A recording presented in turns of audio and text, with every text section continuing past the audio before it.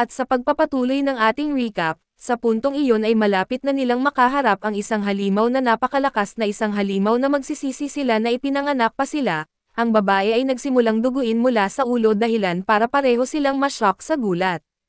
Nakita lang ni Kenzo ang anino ng kalaban at agad niyang sinubukan na umatake pero siya rin ay agad na napuruhan, samantala ang nerd ay agad na humugot ng sandata at sinubukan na hiwain ang halimaw pero wala siyang laban dito.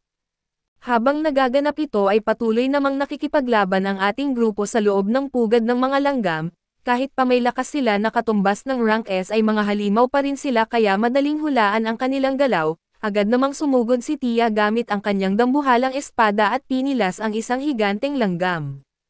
Sinabi niyang matitibay ang mga ito pero buti na lang daw at hindi ganoon karami ang kanilang kalaban. Sinabihan naman sila ni Beong na huwag mag-alala dahil kung dumami pa ang halimaw at siya na ang bahala sa grupo, pero mukhang hindi ganoon ang mangyayari. Samantala ay tinangka ni Beck na asarin si Beong pero siya mismo ang napahamak, nakalimutan niyang dapat durugan ng husto ang ulo ng mga langgam para mamatay ito ng tuluyan, ang tanging naiisip nila ngayon ay mas lalakas pa ang mga halimaw mula ngayon. Biglang naamoy ni Cha ang presensya ng isang napakalakas na halimaw, kaya't ginamit ni Beck ang kanyang matatalas na pandama para silipin ang pinakaloob ng kuweba. Doon niya nakita ang reyna ng mga langgam na mahigpit na binabantayan ng libu-libong Royal Guards. Dahil dito ay agad siyang nagbigay ng panglubag loob sa grupo gamit ang kanyang jutsu at hinihikayat silang ipanalo ang laban. Sa labas naman ay dumating ang iba pang mga Hapones ngunit hindi nila matagpuan ang tatlo. Biglang napansin ni Robin Hood ang nakakalat na salamin ng nerd at nayayanig siya nang makita ang napakaraming dugo sa paligid, samantala ay bumagsak siya sa sahig hindi na makahinga dahil sa napakalakas na amoy ng kamatayan na bumabalot sa lugar. Labis siyang natarante kaya sa sobrang takot ay gumamit siya ng isang frozen na umatake sa lahat ng direksyon ngunit sa huli, nagyelo rin siya na parang si Avatar at dumating si Beza at walang kahirap-hirap na dinurog ang lahat ng yelo. Sa gitna ng lungsod ang duwag na may maskara at ang gangster na babae ay hindi na rin makontak ang kanilang grupo, pero wala silang oras para mag-alala dahil may napakalaking alon ng mga langgam na paparating para salakayin sila. Samantala sa loob ng pugad ng langgam ay handa na ang ating mga bayani para sa kanilang pinakamalupit na laban, dumating na sila sa reyna at dahil mahigit 50,000 ang kanilang kalaban ay kailangan nilang maghanda sa parehong antas. Kaya agad na nagcast ng buff si Healer sa buong grupo para mas lumakas pa sila, si Donut naman ay agad na nag-transform sa isang dambuhala at sinabing siya ang kalaban ng reyna, samantala si Choi ay nagpabitaw ng isang napakalaking apoy na parang kaya nitong sunugin pati kaluluwa ng mga langgam. Pagkatapos ay nagsummon siya ng isang naglalagablab na dragon na sumabog mismo sa bunganga ng mga kalaban, pero hindi pa rin bumagsak ang malalaking langgam kaya naman ay dumating na ang oras para ipakita ni Tigrino ang kanyang mga pangil. Mas wild pa siya kaysa kay Batman at hinahampas niya ang mga langgam sa pader at dinurog ang kanilang mga ulo. Ito ang tunay na anyo ng isang beast mode na kinatatakutan ng lahat at samantala ang cameraman ay tahimik lang na kinukuhanan ang laban. Pero biglang tumawag ang boss niya at sinabihan siyang humanap ng mas magandang anggulo dahil nasa 80% na ng audience ang nanunood sa labanan, sinabihan naman siya ni Healer na huwag makialam kung ayaw niyang maging pagkain ng mga langgam. Sa buong bansa lahat ng tao ay nakatutok sa laban sa malalaking screen, TV at cellphone, ang buong grupo ay nakasiksik sa likod ng shield ni Donut nang bigla siyang naglabas ng isang malakas na pagsabog, literal na umalangaw-ngaw sa buong paligid.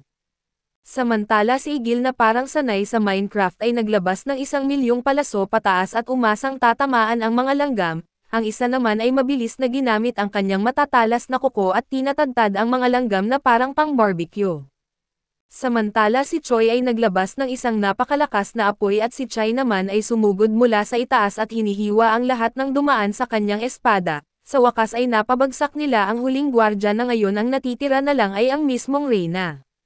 Agad na umatake ang reyna gamit ang kanyang nakamamatay na hampas pero sinasalag ito ni Donut gamit ang kanyang shield. Si Igil ay nagbitaw pa ng mas maraming palaso pero hindi man lang nasasaktan ang napakatibay na balat ng reyna. Sinabihan naman sila ni Beck na huwag matakot dahil ang isang reyna na walang mga gwardya ay isang mahina at walang kalaban-laban na babae.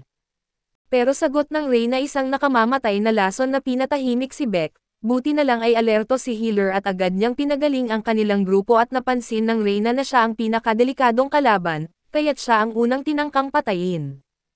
Pero syempre ay hindi ganoon kadali ang pag-atake sa grupo nila, biglang sumigaw si Quattro at pinapalayo ang lahat dahil siya na raw ang bahala sa Reyna. Naglabas siya ng isang napakalaking pagsabog pero nanatili pa ring buo ang Reyna at napakatibay nito, sinundan ito ng isang fireball na tumama mismo sa bibig ng Reyna pero lumaban pa rin ito. Hinawakan naman ng dalawang malalakas ang paa ng Reyna habang sumisigaw na siya na ang bahala sa natitira, wala siyang sinayang na oras at sumugod siya sa Reyna at gamit ang kanyang buff at pinutol niya ang mga paa nito isa-isa, kung gusto nitong makatakas kailangan nitong gugulong palabas dahil hindi na ito makakalakad. Pagbagsak ng Reyna sa lupa ay agad siyang tinapos nito gamit ang isang napakagandang hiwa at doon ay bumagsak at naputol ang ulo ng Reyna. Dahil sa pangyayari ay nakamit nila ang tagumpay at malamang napupuno ng kasiyahan ang buong bansa nila dahil sa matapos ang 4 na beses nilang pagkatalo, sa wakas ay natalo rin nila ang mga demonic ants.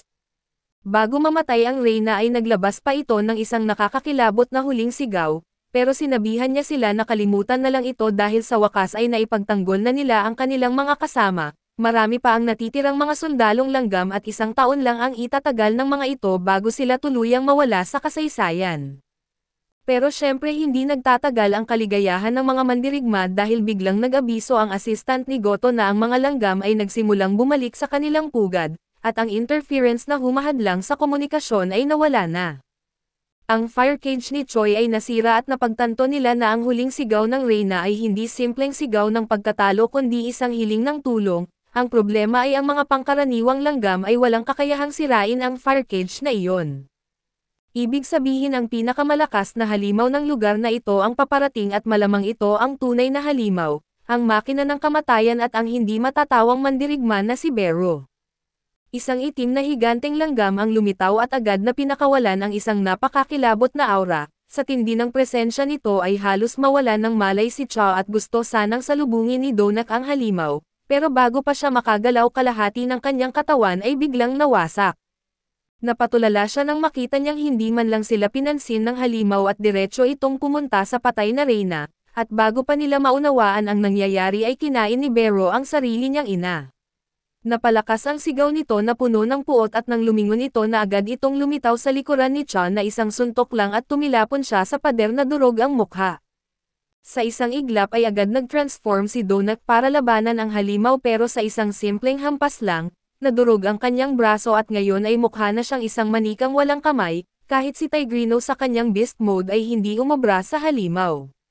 Sinubukan ni Choi na gumamit ng mahika pero hindi pa man niya matapos ang kanyang spell at isang mabilis na sugat sa dibdib ang natamo niya, samantala ay tinarget ni Igil ang ulo ng halimaw gamit ang isang arrow, pero walang hirap itong sinalo ng halimaw at hinagis pabalik. Si Donut na muntik nang matapos ay biglang bumangon dahil may tunay silang healer na kayang magpagaling ng kahit ano, samantala si Bong ay patuloy lang na nakatago gamit ang kanyang kakayahang parang stealth, at sinabing habang nandoon siya ay hindi matatalo ang kanilang grupo.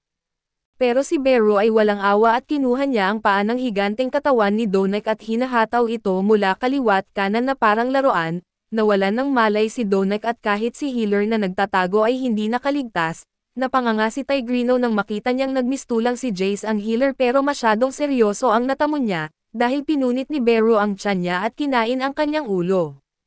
Ang healer ang nagpapagaling ng lahat pero sino ang magpapagaling sa healer? Syempre hindi ito matanggap ni Beck kaya't sumugod siya para bumawi pero sa isang iglap, hinagis ni Bero ang bangkay ng kanyang pinakamatalik na kaibigan sa kanya. Hinawakan siya sa leeg at sinasakal hanggang mawalan siya ng lakas dahilan para mawala ang kanyang transformation, pero ang tunay na ikinagulat niya ay ang biglaang pagsasalita ni Bero na mahina silang lahat, at ang pagpatay lang sa kanila ay hindi sapat para ipaghiganti ang kanyang Reyna. Biglang naramdaman ni Bero ang isang malakas na presensya at agad itong tumakbo papunta rito. Nagsimulang mag-isip si Beck kung si Goto kaya ang tinutukoy niya pero wala na silang oras para isipin iyon, dahil sa dumating na ang libu-libong langgam. Sa labas ang grupo ni Goto ay nagtataka kung bakit hindi nila makontak sina Kens at ang iba at ang akala nila ay nawala lang ang signal. Pero bigla nilang nakita ang isang matutulis at napansin nila ang isang napakalaking yelo at dito nila natuklasan kung ano talaga ang nangyari. Tumawag ang boss ni Goto at nagtataka kung bakit ang tagal niyang makipag-ugnayan, ipinabatid ni Goto na nagkaroon sila ng matinding pagkatalo na hindi niya inaasahan at sinabi niya na ipinadala na niya ang kanyang grupo para harapin ang mas mahihinang langgam, para ang mga Koreano ang mapahamak. Nagdiwang pa ang dalawang buhong dahil bumalik na ang mga langgam sa pugad at para sa kanila, 0% na ang tsansa ng mga Koreano na mabuhay at ibig sabihin ang Japan na ang magiging pinakamalakas na bansa dahil tuluyan ng nabura ang militar na lakas ng kanilang karibal. Higit pa riyan sila ang makakakuha ng lahat ng papuri sa pagsakop sa isang rank S raid, pero bago pa nila maisakatuparan ang plano ay biglang lumitaw ang higanteng Bero, ipinapakita ang matatalas niyang pangil sa mga traidor na ito. Nagawang protektahan ni Goto ang sarili pero si Ishida ay wala nang kailangang sabihin at alam na nila ang nangyari, agad namang inutusan ng Big Boss ang isang tauhan niya na tumakas dahil magiging pabigat lang ito sa laban. Samantala ay hinarap ni Bero si Goto at tinanong kung ito ba ang hari. Nayanig si Goto at hindi lang dahil nakakapagsalita ang halimaw kundi dahil napagtanto niyang siya ang tinutukoy nito, tumatango siya at sinabing oo ako ang hari. Pero bago pa niya matapos ang pagsasalita ay isang napakalakas na enerhiya ang pinakawalan ni Bero sa sobrang tindi, pakiramdam ni Goto ay hindi lang siya nakikipaglaban kay Bero, para na siyang lumalaban kay Jinwoo mismo. Samantala sa loob ng pugad ay walang tigil ang pagdating ng mga langgam, sumisigaw si Baek kay Choi na lakasan pa nito ang apoy pero ubos na ang lakas ng lahat na halos wala na silang maigalaw, sugatan at nahihirapan ng tumayo ng maayos. Dito nila napagtanto na ito na siguro ang katapusan, ngunit sa mismong sandali na sila ay dapat nang mapuksa at lumabas mula sa mga anino ang mga shadow soldiers ni Jinwoo, nagulat si Ruba hindi na niya alam kung ano ang nangyayari. At mula sa tuktok ng isang gusali ay lumitaw ang batang tinuturing nilang Pag-asa, ginamit ni Jinwoo ang kanyang makapangyarihang shadow exchange at alam natin na ang bida ay palaging dumarating sa tamang oras.